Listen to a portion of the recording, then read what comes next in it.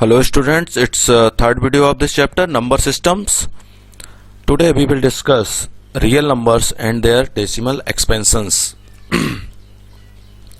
Real numbers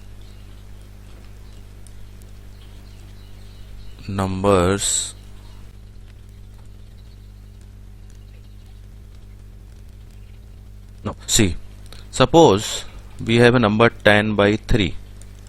If I divide 10 by 3, I will get 3.333 and so on.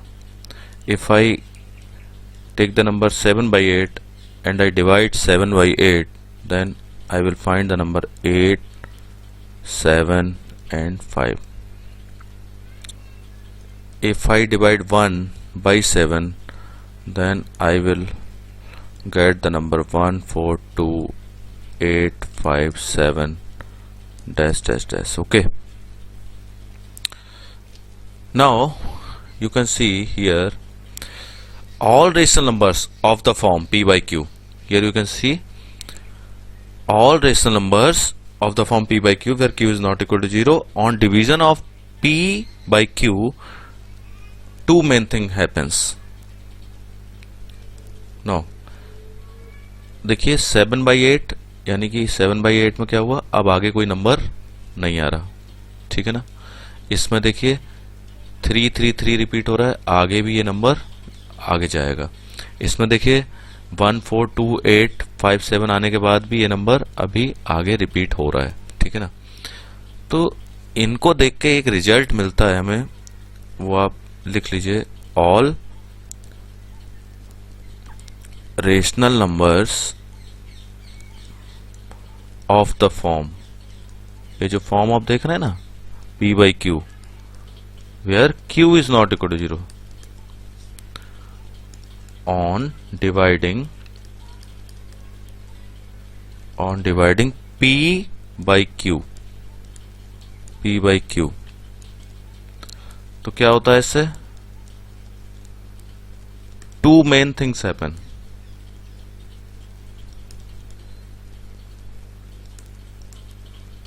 क्या दो main चीजें हो रही हैं, या तो वो नंबर ये देखिए खत्म हो गया, आगे रिपीट नहीं हो रहा, और या फिर ये देखिए रिपीट हो रहा है. दो मेन चीजें होनी, मतलब वो ये कह रहा है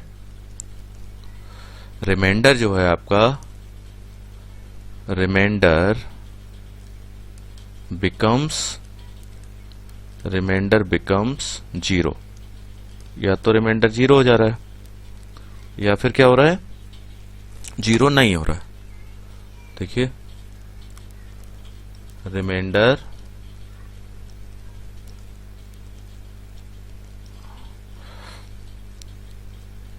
नेवर बिकम्स 0.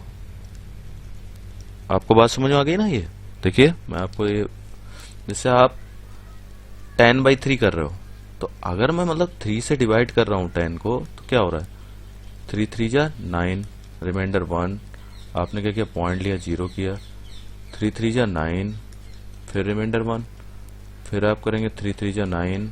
तो यानी कि ये देखिए रिमाइंडर जो है आता ही जा रहा है, 1 1 1 1 1, ये खत्म नहीं हो रहा कभी भी, ठीक है ना. और या फिर ऐसा केस है जैसे मैंने अभी लिया 7 by 8, तो 8 7 5 के बाद अब कोई नंबर नहीं आ रहा.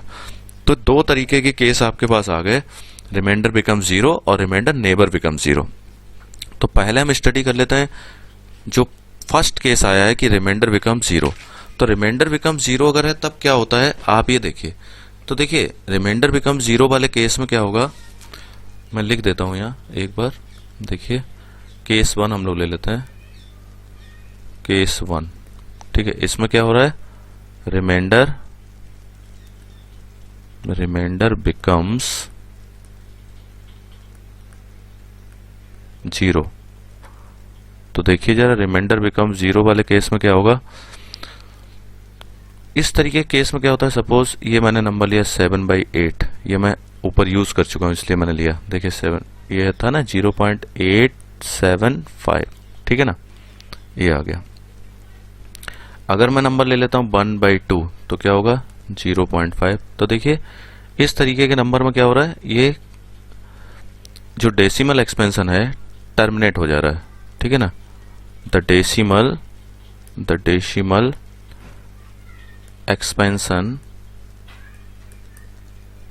Expansion terminates. टर्मिनेट समझते ना आप, मतलब खत्म हो जाना, और एंड्स, इसका मतलब है एंड्स, ठीक है। टर्मिनेट्स और ends after some finite step, after a finite number of steps. मतलब आप देखिए, जैसे इसमें देखिए, इसमें 3 स्टेप्स आई 8 7 5, उसके बाद ये टर्मिनेट हो गया, ठीक है ना। इस तरीके से टर्मिनेट हो जाता है। अब केस 2 की स्टडी हम कर लें। केस 2 में क्या होता है, देखिए केस 2 में रिमाइंडर नेवर बिकम 0।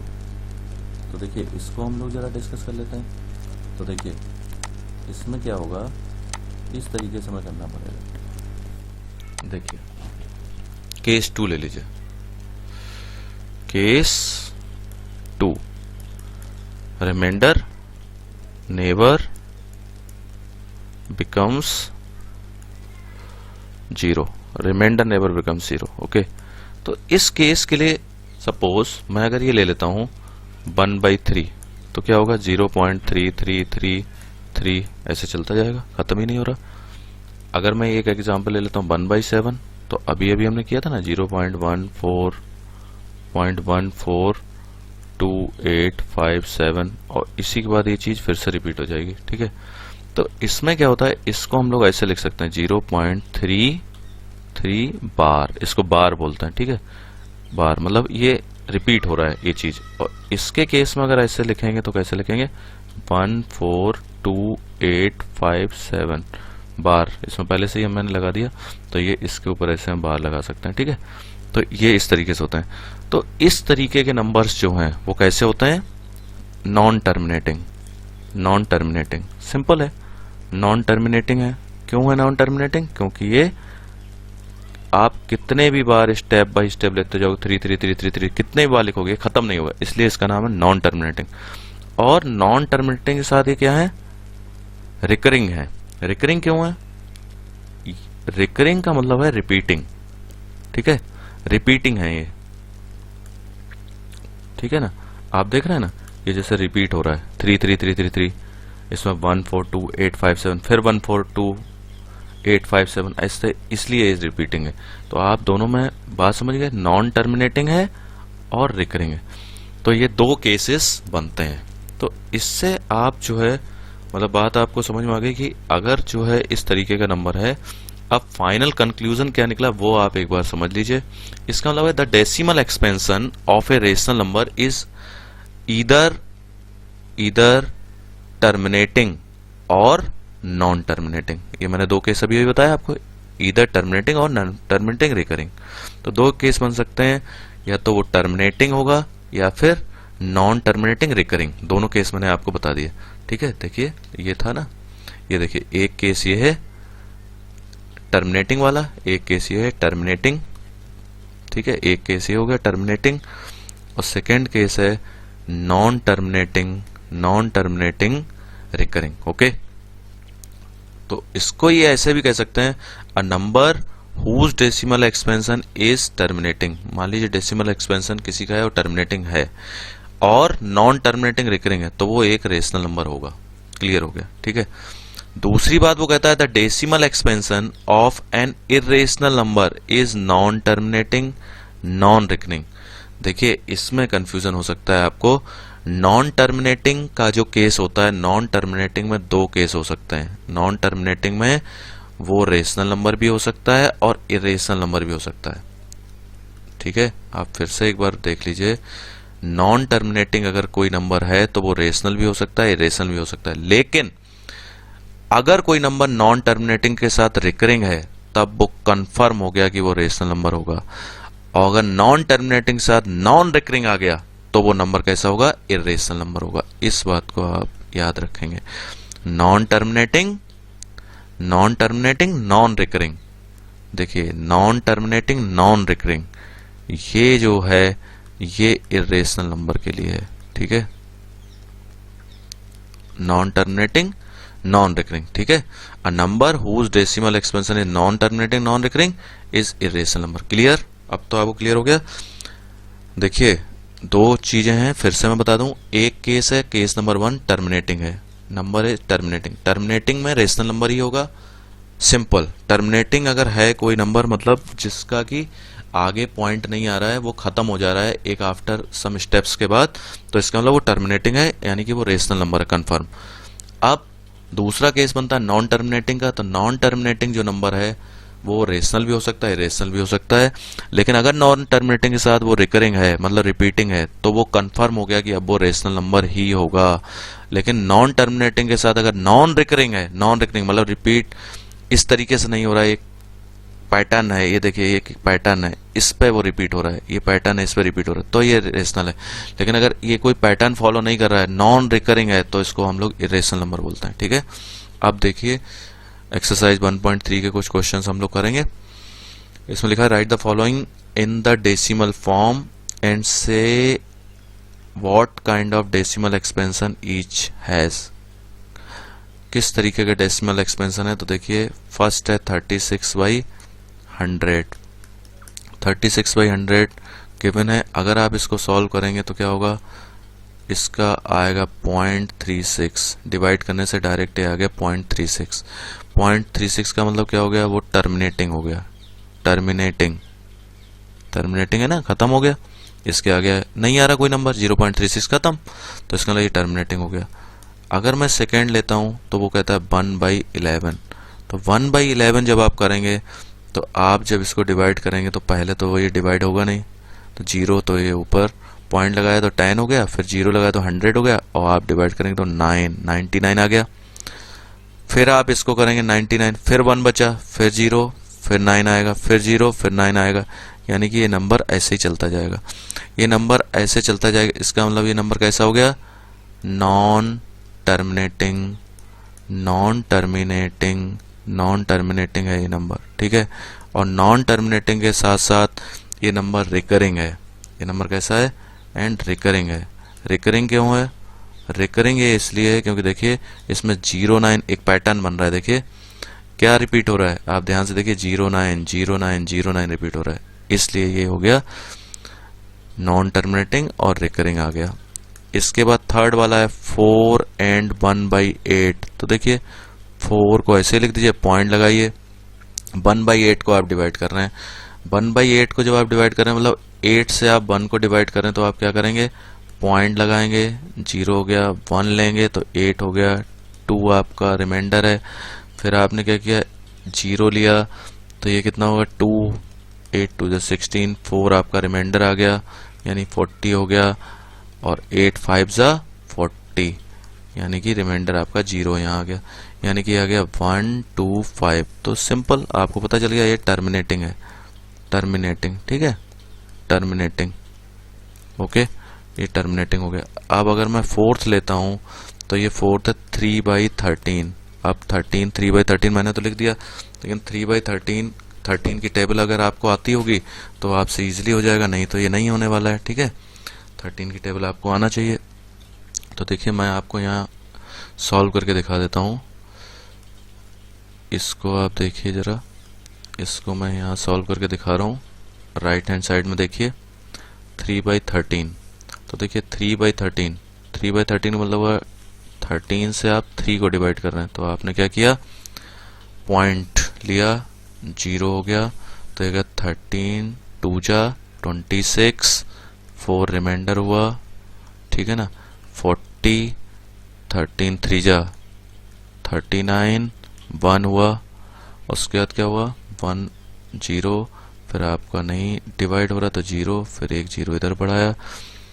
इसके बाद क्या करना पड़ेगा, 13 7 आपने किया, ये आ गया 91, यानी कि 9 आपका जो है रिमाइंडर आ गया।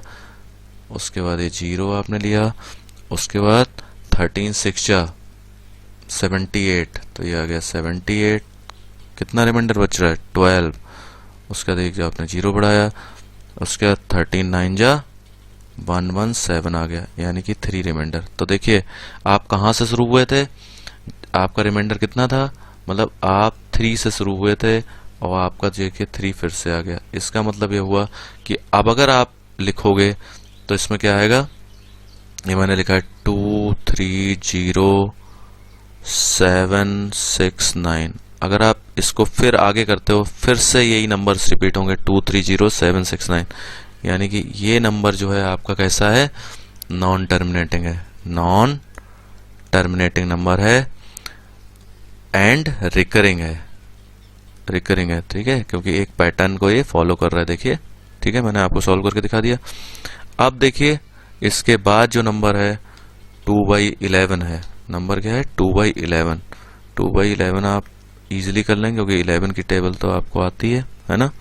तो देखिए फिफ्थ वाला जो आप करेंगे तो आप करेंगे ऐसे 1 किया, उसके बाद ये 11 हो गया, आपका जो है 9 बचा, 90 हो गया, तो 11 8 जा, ठीक है ना। और फिर देखिए रिपीट होने लगेगा वही नंबर, तो 0.18 आएगा। तो इसका मतलब ये नंबर कैसा है, non terminating and recurring, non terminating and recurring. इसके बाद आप सिक्स्थ वाला जब लेंगे तो है 329/400, 329/400। तो देखिए ये आपने लिखा 329/400। तो सिंपल तरीका क्या है, आप इसको 329 को आप सीधे सीधे 4 से डिवाइड कर दें, ठीक है ना, 4 से डिवाइड कर दें आप इसको, ठीक है ना। तो देखिए 4 8 जा, ठीक है, तो ये हो गया 32। उसके बाद 4 2 जा, फिर बचा 1, ठीक है ना, फिर आएगा 25, ये आ गया देखिए 82.25। लेकिन आप 20 इधर है डिनोमिनेटर में, तो आपका ये पॉइंट जो है इधर शिफ्ट हो जाएगा, तो ये आ गया 0.8225। तो देखिए तो खत्म हो गया। इसका मतलब ये क्या है, टर्मिनेटिंग, मतलब रिमाइंडर इसका क्या है, 0 आ गया, तो इसका मतलब ये टर्मिनेटिंग है, ठीक है। आपको क्लियर हो गया सारी चीजें। अब देखिए ये क्वेश्चन है आपके पास, इसमें लिखा हुआ है यू नो दैट 1/7 की वैल्यू इन्होंने दी है, 1/7 की वैल्यू दी है, you can predict what the decimal expansion of 2/7 3/7 this are without actually doing the long division। मतलब 2/7 निकालने के लिए अब हमें क्या है, 7 से डिवाइड नहीं करना 2 को, 3/7 फाइंड आउट करने के लिए 7 से डिवाइड नहीं करना 3 को, मतलब इसका यूज करना 1/7 का। तो देखिए हमारे पास रिजल्ट क्या है, 1/7 इक्वल टू है 0.142857 ऐसे हुआ, ठीक है। तो मैं आपको करके दिखाता हूँ ये क्वेश्चन। अब आपको फाइंड आउट करना है 2/7। 2/7 का मतलब कितना होता है, 2 इंटू 1/7 के आप इसको लिख सकते हैं, लिख सकते हैं। तो इसको आपको लिखना पड़ेगा 2 इंटू, और ये वैल्यू है 0.142857 बार, ठीक है। तो अब आप देखिए इसका कितना आंसर आएगा। तो इसका आंसर जो है मैं एक एक करके आपको दिखा देता हूँ। 1428572 2 से आपने मल्टीप्लाई किया, देखिए तो देखिए ये हो गया 17, 1 कैरी 2 2 4 5 4 2 जाए 2, तो देखिए ये आएगा 285714, ठीक है। तो ये आ गया 0.285714, ये आपका ये आंसर आएगा, ठीक है। इसी तरीके से अब हम थर्ड के लिए करेंगे, मतलब 3/7। तो देखिए 3/7 इज इक्वल टू 3 इंटू 1/7, यानी कि 3 इंटू 0.142857 आपको 3 से मल्टीप्लाई करना है। तो 3 से अब आप डायरेक्ट मल्टीप्लाई कर सकते हैं, ठीक है। 3 से मैंने किया 8 2, फिर आएगा 4 1 7 5 पॉइंट, ये ऐसे लिख दीजिए। फिर आप 4/7 जब करेंगे तो क्या होगा, 4 इंटू 1/7, तो आपने किया 4 इंटू 0.142857। तो जब आप 4 का मल्टीप्लाई करेंगे तो ये आपका नंबर आएगा, मैं मल्टीप्लाई करता हूँ, देखिए तो ये आएगा 8 2 4 1, उसके बाद आएगा 7, ये 4 का मल्टीप्लाई करने से ये आएगा आपका, ठीक है। तो देखिए ये 1 4 2 8 5 7, मैंने 3 का मल्टीप्लाई किया 2 7, उसके बाद ये आ जाएगा तो 6, ठीक है ना। ये मैं 3 का मल्टीप्लाई जब कर रहा हूं तो देखिए ये आ रहा है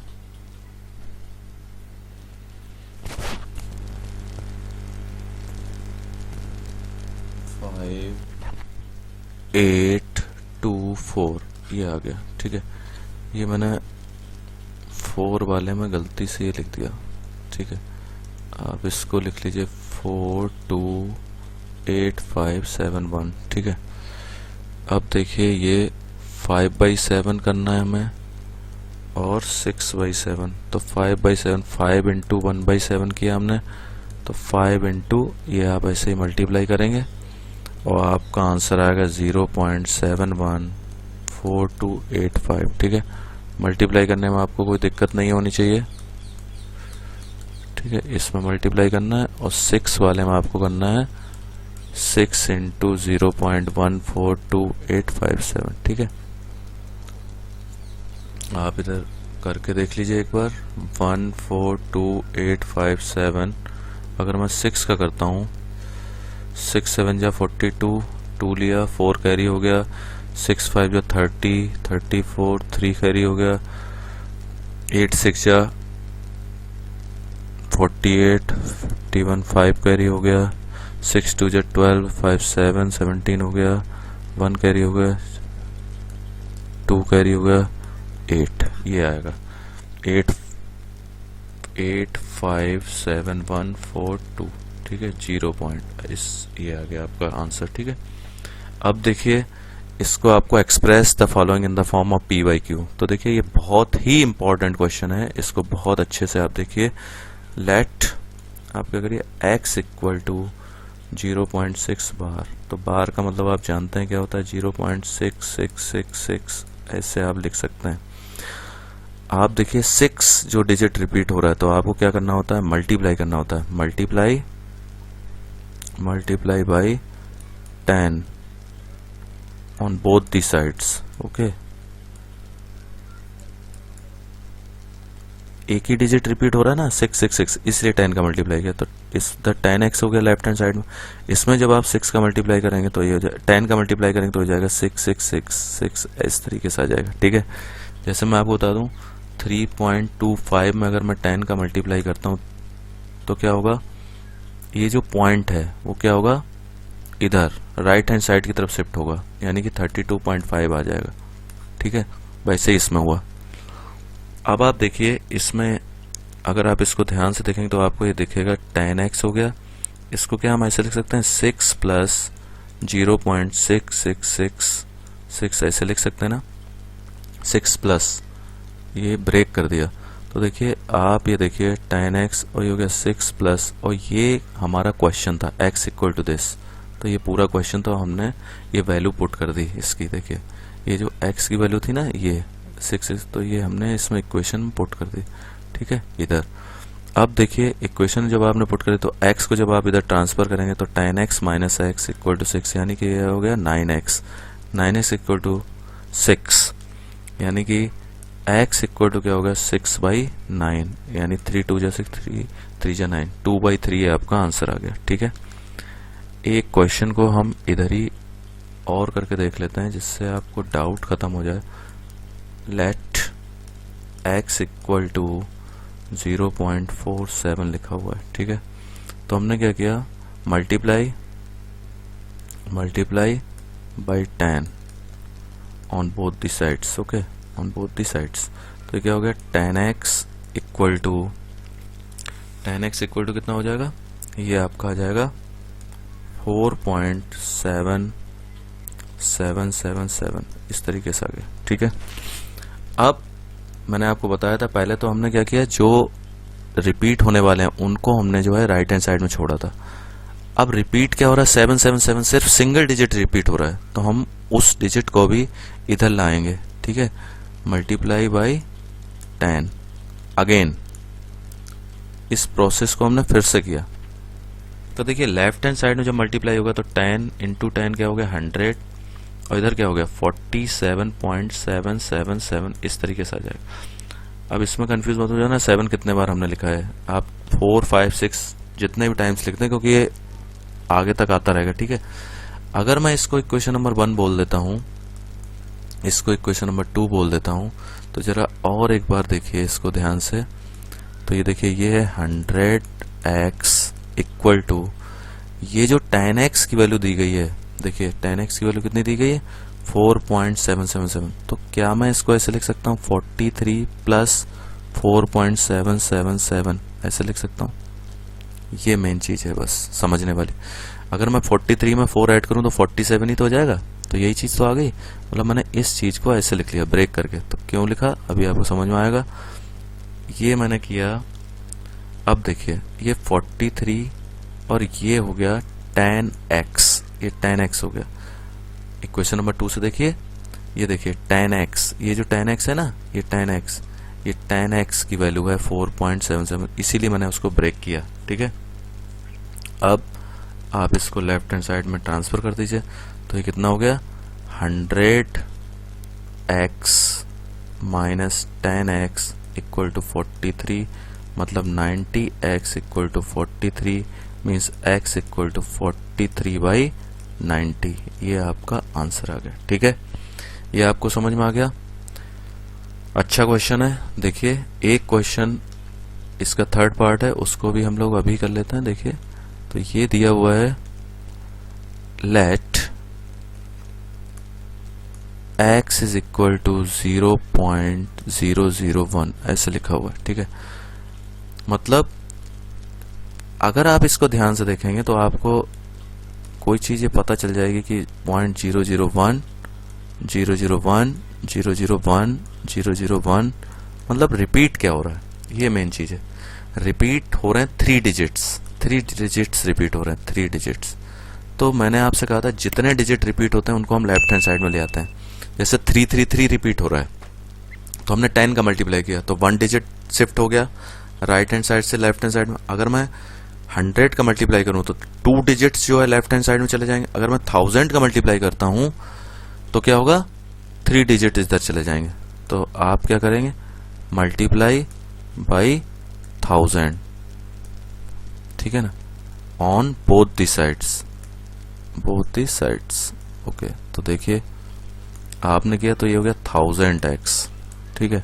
और इधर क्या बनेगा 001 पॉइंट, फिर 001 शुरू हो जाएगा 001 ऐसे करके आप लिख सकते हैं, ठीक है।